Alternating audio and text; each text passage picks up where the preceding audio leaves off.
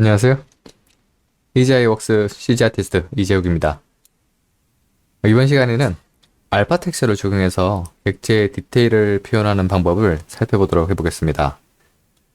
현재 보이시는 이 작업물은 큐브에 간단한 알파 텍스처를 적용해서 두께를 표현해본 샘플입니다. UV가 적절히 펼쳐져 있는 경우에는 이런 식으로 객체의 디테일을 올리는 방법으로 해당 방식들을 활용하기도 하는데요. 제가 활용하는 것 위주로 설명드리도록 하겠습니다. 자, 그럼 오늘도 빠르게 객체를 하나 꺼내 보겠습니다. 서랍장 열어보시고 큐브를 클릭해 주세요. 그리고 왼쪽 마우스 클릭, 드래그. 단축키 T로 3D 환경 맞춰주시고요. 자, 이 상태에서 Shift F 눌러서 와이어 보기로 합니다. 그리고 저는 퍼스펙티브로 보겠습니다. 자, 일단 Make Poly Mesh로 바꿔야 되겠죠. Alt 1번 Make Poly Mesh 3D로 전환합니다. 자, 됐습니다. 색깔도 보기 쉽게 매트리얼을 바꿔주고요. 일단은 아이디 그룹이 하나로 되어 있는 거 저는 좀 쪼개주겠습니다. Alt 3번으로 그룹 바이 노멀로 45 수치로 클릭을 해주면요. 자, 각각 고유의 아이디 그룹을 나누게 됐죠. 그리고 오늘은 알파 이미지에 관한 설명을 드릴 텐데요. 보통은 다른 DCC 툴이나 이런 데서 객체들을 언맵을 펴서 가져오는 경우가 많습니다. 그래서 지금 같은 경우에도 아마 디폴트로 어느 정도 UV가 펼쳐져 있긴 할 텐데요. 한번 보겠습니다. 자, 객체 UV로 확인하는 방법은 여기 UV 맵 항목에서 몰프 UV를 눌러보시면 되는데요. 이런 식으로 진행이 되어 있나 봐요. 자, 좀 깔끔하게 좀 바꿔볼 수 있도록 해보겠습니다. 일단 폴리그룹 바꾼 상태에서 G 플러그인으로 가보시면 여기 UV 마스터라고 있습니다. UV 마스터로 가서 저는 폴리그룹 활성화된 상태에서 언맵을 눌러보겠습니다. 자, 언맵. 됐습니다. 이 상태에서 한번 다시 확인해 볼게요. 자, 네, 얼추 이런 식으로 각각 분할이 되어 있네요. 자, 다시. 좋습니다. 일단은 모두 다 별개로 펼쳐져 있는 건 성공했네요.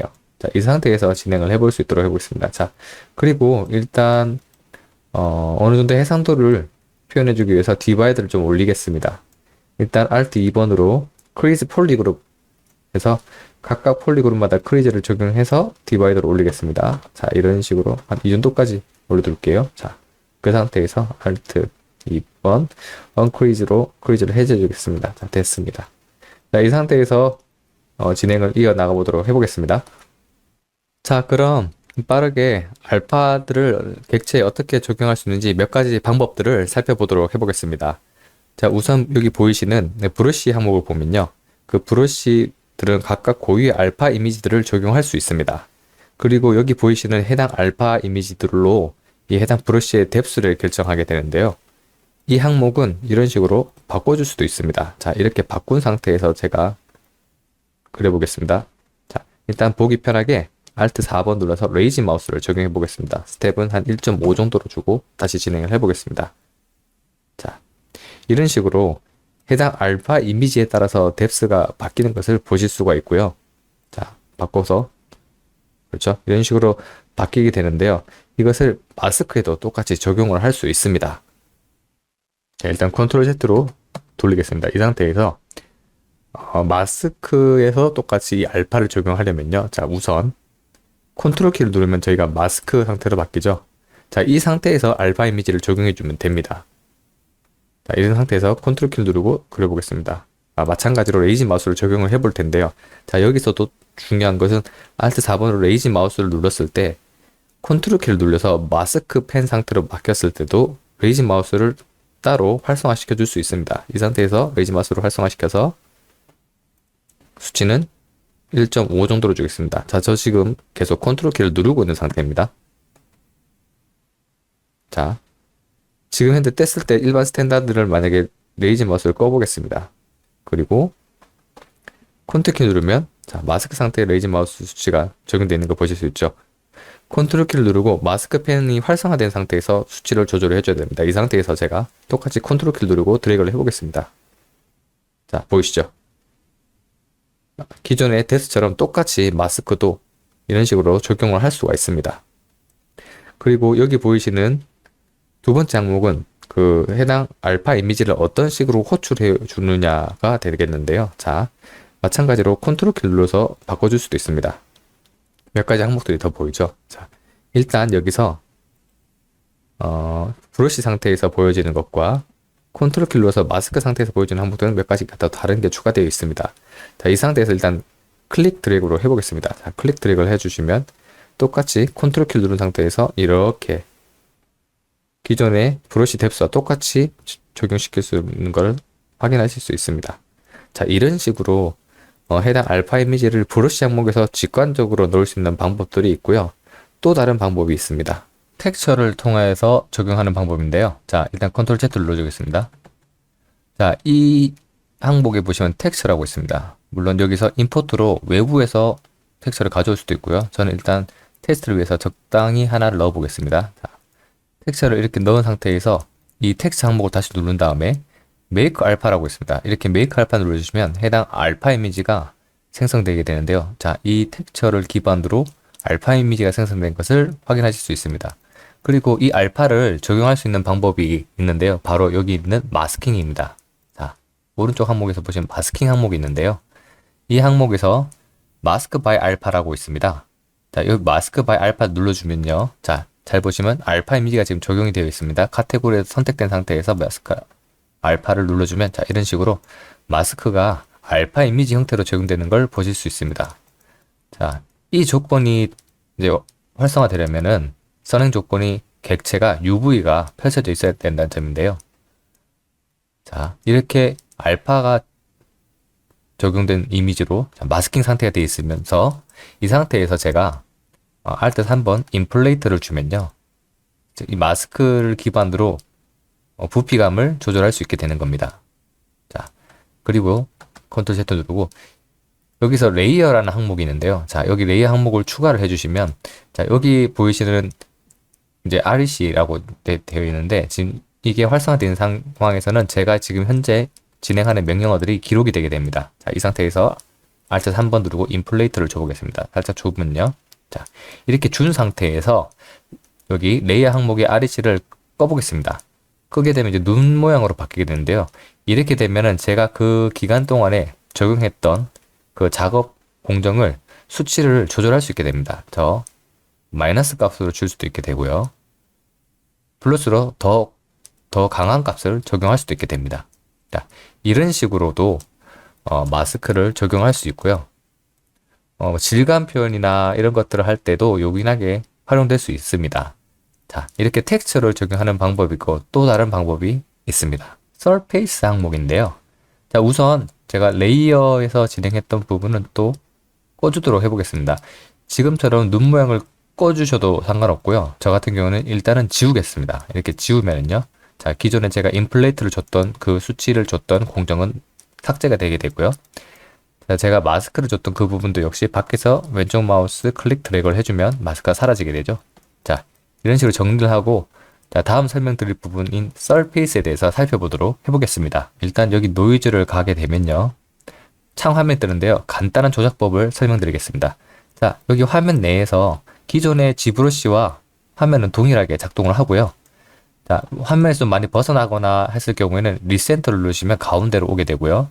마찬가지로 프레임을 눌러도 화면 구성에 꽉 차게 들어오게 됩니다. 그리고 여기 마우스 커서를 줌 앞에다 두고 움직여주게 되면 줌을 하게 되고요. 무브 앞에서 두게 되면 무브를 할 수 있게 됩니다. 이와 별개로 기존에 저희가 알고 있는 Alt키 누르고 왼쪽 마우스 클릭, Alt키 떼고 하는 G브러쉬 컨트롤 방법으로도 볼 수 있습니다.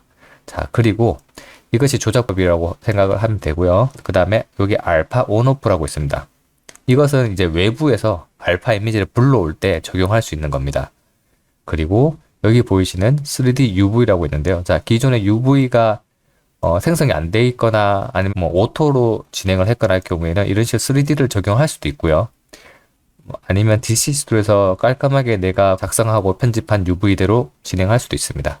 그리고 여기서 보이시는 노이즈 항목도 있는데요. 이렇게 노이즈는 기존에 쓰는 알파 이미지와 함께 섞어 쓸 수도 있습니다.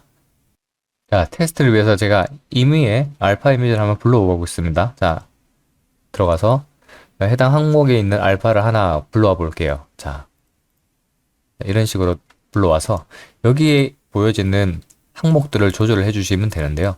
여기에 보이시는 알파 스케일에 따라서 그 알파 이미지가 비율이나 밀도가 달라지게 됩니다. 그리고 여기 보이시는 걸로 강도 조절을 할 수 있고요.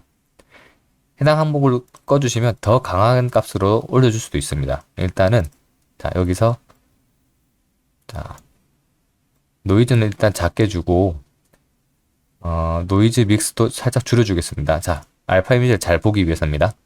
여기 보시면 알파 이미지의 스케일 조절도 할 수 있죠. 자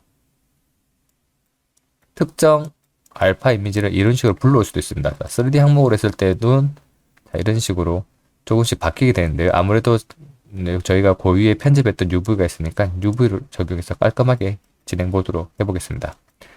자, 이런 식으로 가령 뭐 피부의 모공 같은 것들도요. 전체 오브젝트에 이런 식의 알파를 전체적으로 적용할 때 유용하게 쓸 수도 있습니다. 자, 일단 이런 식으로 범프를 주고 스케일 조절도 할 수 있고요. 자, 이런 식으로 노이즈도 스케일과 함께 섞어줄 수도 있습니다. 자, 이런 식으로 활용을 할 수 있는 방법도 있고요.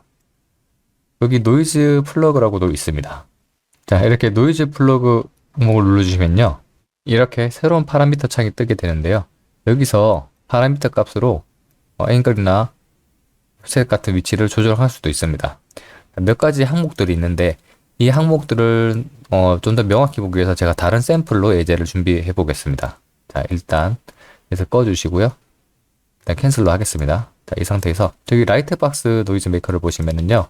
라이트박스에서 제공되는 몇 가지 항목들이 있습니다. 자, 여기서 다른 항목을 하나 넣어보겠습니다.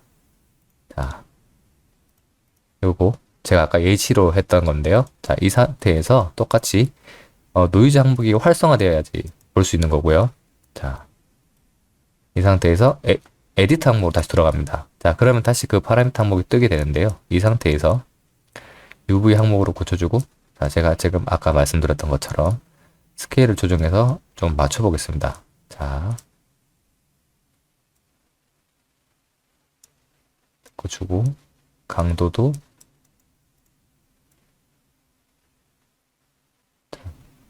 좋습니다. 이 정도로 진행을 보도록 해볼게요. 자, 이 상태에서 똑같이 에디트를 활성화 시켜주고 보겠습니다. 자, 노이즈 플러그가 켜져 있죠? 자, 활성화가 됐습니다. 자, 이 상태에서 제가 이런 식으로 조절을 할 수 있는 겁니다. 자, XY 쪽으로도 옮길 수 있고요. 그리고 뭐 스케일도 조절할 수 있습니다. 자, 이런 식으로 안에 파라미터 내에서도 이제 조율을 할 수 있다 정도가 되겠고요. 자, 확인을 해주고 리셋하고 싶을 경우는 여기서 리셋을 해주시면 됩니다. 자, 이런 식으로 적용을 할 수도 있습니다. 자, 이렇게 알파를 적용해서 확인 눌러보겠습니다. 자, 이런 식으로 보면은 적용된 것을 보실 수가 있는데요. 자, 이 상태에서 자, 마찬가지로 현재는 프리뷰 상태에서만 적용이 된 거고요. 여기서 어플라이 투 메쉬를 눌러줘야 최종 적용이 되는 겁니다. 자, 이 강도 값에 따라서 최종 승인 값이 달라지게 되는 걸까요? 보시고 적당히 테스트를 해보시면서 눌러주시면 될 것 같습니다. 자, 여기 상태에서 어플라이 눌러보겠습니다. 자, 됐습니다. 자, 이런 식으로 적용이 되는데요. 마찬가지로 이 항목도 레이어에서 강도 조절을 할 수 있습니다. 자, 다시 컨트롤 Z 누르고 노이즈가 아직 적용이 되기 전이고요. 적용이 되기 전 상태에서 레이어를 똑같이 추가를 해줍니다. 자, 이렇게 녹화가 되고 있는 상태에서 이제 서페이스 항목으로 가서 제가 승인을 시켜보겠습니다. 자, 승인. 자, 승인을 하면요. 여기 이제 마찬가지로 레이어에 기록이 되고 있겠죠. 이 상태에서 레이어를 녹화를 꺼주시고 강도 조절을 더 부풀리거나 마이너스 값으로 진행할 수도 있습니다. 자, 이 상태에서도 제가 만족을 하게 된다면 베이크를 시킬 수도 있고요. 아니면은 추가로 새로운 레이어를 올려서 다른 작업을 이어나갈 수도 있고 지워줄 수도 있고 방법은 다양합니다. 저는 일단 여기서 베이크를 시키겠습니다. 자, 좋습니다. 이런 식으로 특정 개체에 알파를 적용해서 그 알파를 이용해서 두께감, 뎁스 표현을 해줄 수 있습니다. 그리고 이렇게 완성된 객체가 있을 경우에 특정 객체를 오브젝트를 가져와서 여기에 적용된 이 뎁스 값을 복사를 하는 방법도 있습니다. 바로 프로젝션인데요. 자, 빠르게 예시를 보여드릴 수 있도록 해보겠습니다. 자, 일단은 하나 복제를 할게요. 복제를 하고, 자, 이렇게 하이퍼로 적용되어 있는 뎁스가 적용되는 객체랑, 자, 이것도 일단 객체가 얘는 일단 온도로 돌리겠습니다. 이런 식으로 돌려서, 자, 이렇게 아무것도 적용되지 않은, 자, 이 상태쯤으로 돌릴게요. 자, 이런 정도에서, 자, 이런 식으로 객체가 보이시면 두 개가 있습니다. 자, 하나는 뎁스가 적용되어 있는 것이고, 하나는 뎁스가 적용되어 있지 않고 디바이드가 좀 올라가 있는 상황에 객체가 있습니다. 자, 저는 이 뎁스 값을 여기 객체에 옮기고 싶습니다. 그렇게 할 때는 이런 식으로 진행을 해주시면 됩니다. 일단 똑같이 포개 주시고요. 밑에는 복제를 해올 목표 타겟을 갖다 놓고요. 상단에는 제가 객체를 뜯어와서 실제로 쓸 객체, 오브젝트를 놔둡니다. 자, 이 상태에서, 자, 여기 밑에 항목을 보시면은 프로젝트라고 있습니다. 자, 여기 프로젝트 all 눌러주시면 되는데요. 여기 이제 거리값과 두께 값으로 수치를 어느 정도 조절해 주시면서 이제 해주시면 되는데, 저는 일단 디폴트 환경에서 한번 해보겠습니다. 자, 프로젝트 all을 진행을 해보면요. 들어가고 있죠. 자, 조금 시간이 소요될 수 있습니다. 자, 됐습니다. 자, 보시면은, 자, 이렇게 객체에서 밑에서 뜯어올 수가 있는데요. 자, 여기 보이시는 것처럼 수치값에 따라서 깔끔하지 않게 나온 부분인데, 이 부분들은 수치값을 조절해서 넣어주면 됩니다. 자, 다시 온도를 해서, 수치를 0.05 정도로 해보겠습니다. 자, 이 상태에서, 자, 안에 포개져 있죠? 자, 보기 쉽게 솔로 상태를 일단 두고 프로젝트를 해보겠습니다. 프로젝트 진행을 해보면요.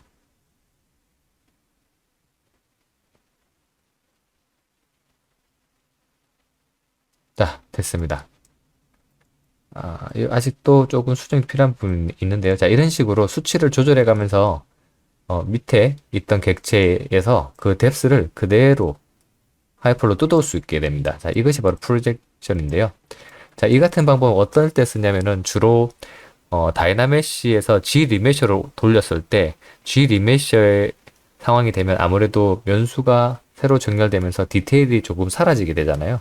그럴 때 지금처럼 이게 사라진 디테일의 객체를 기존 객체를 하나 복사를 해서 거기에 얹어다가 그 이전에 다이나메시 상태일 때나 아니면 G 리메셔를 하기 이전의 디테일 상태에 있는 그 뎁스를 이렇게 복제로 가져올 수 있는 방법인 겁니다. 자, 좋습니다.